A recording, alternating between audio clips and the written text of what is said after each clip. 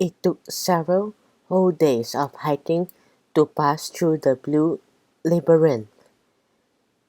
We walked until our paws ached, then we stopped for a snack or a nap and then continued our trek. Eventually the path turned into a tunnel with a steep downward slope.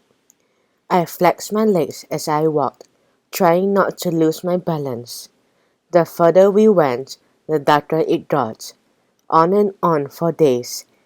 The blue rock had illuminated our passage, gave way to walls of dark granite.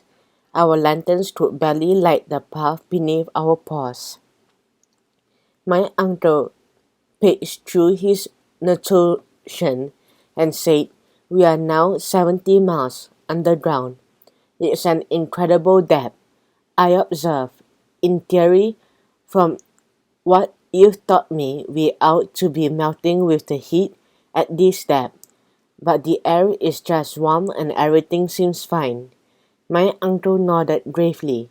"That's exactly what it was important for us to undertake this expedition, to correct theories through practice. Science is not solely about ideas, my young mouse. It is also requires experience." Suddenly I thought of my darling Gruben, the science student. She would have loved to come with us on our mission. I again promised myself that when I returned, I would tell her every last detail, and perhaps she could join us on our next trip. But it was no time for daydreaming.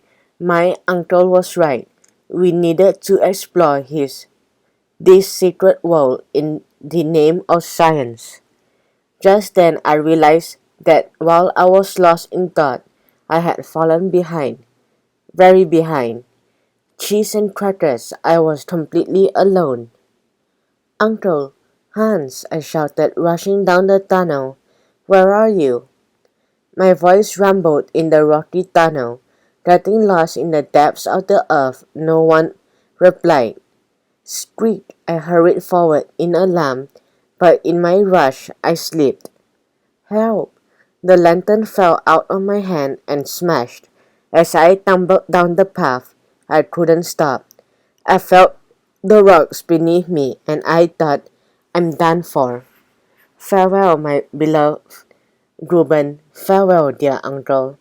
Then my fall suddenly stopped, and I found myself on a pile of fossils.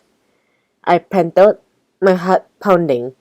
I was a bit bruised, but I was still alive and intact. Still disoriented from my fall, I brushed off my fur and looked around. Where was I?